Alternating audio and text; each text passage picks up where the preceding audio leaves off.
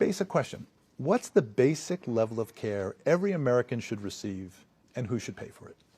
Well, that's when it comes to health care, that's a difficult question because people have a choice about how sick they're going to be, many people. If you don't have any choice, then, then we should give you all the resources that you want. But I mean, it's a moral question too, and it's a philosophical question. If you're smoking 3 packs of cigarettes a day, should you expect society to pay when you get sick? Maybe pay for you to help stop smoking. Or should we encourage people? Should we incentivize people to take care of themselves? And then when they get sick, make sure they're taken care of. Shouldn't we build in some incentives for people to actually self-care so that they save, so they benefit society? It's the patriotic thing to do.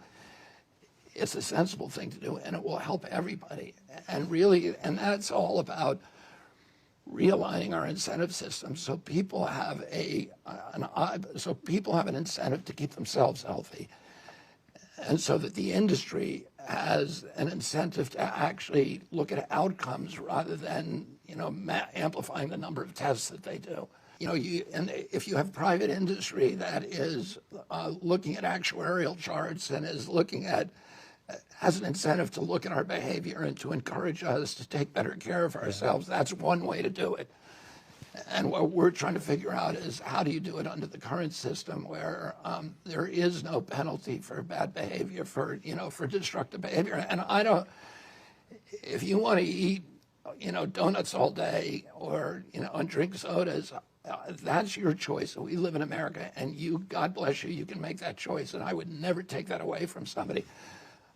But in terms of, should you then expect society to care for you when you predictably get very sick at the same level as somebody who is born with a congenital illness? And, these are all moral questions, they're philosophical questions, but they're also pragmatic questions that we need to be thinking about and we need to be answering. And the way to do that, the best answer to that is to realign our incentives so that the economic incentives to individuals and to industry align with the public health outcomes that we desire. And he talked to the chefs, and he talked to the mayor, and they made new walkways where people could go, and they made the whole place healthier. And it was remarkable. In a couple of years, they had extended people's predicted lifespan. People were healthier, and that was by creating an environment where you didn't have to make a choice. Like in Sardinia, people are healthy because guess what? Every morning, the church is at the top of the hill. They got to walk up the hill and then walk down the hill. So the idea is to make an environment where you just trip over good health. The food is good. There's no other choices. You have to walk from one place to place. And I wonder how you scale something like that. And that is exactly the mission that we're working toward now. Is it really?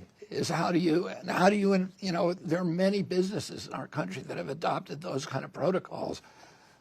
The Cleveland Clinic has done an extraordinary job at that, the study of its own workers. But there are many other industries that have said, if you work here and you do certain things to take care of your health, there'll be advantages for you in this job. And their healthcare costs have declined dramatically. And their lost work days have declined dramatically, and they have a happier workforce. So, I think what we're trying to do is to create incentives for a win-win situation where where people who are needy are taken care of, and where everybody is encouraged to take care of themselves and keep themselves healthy.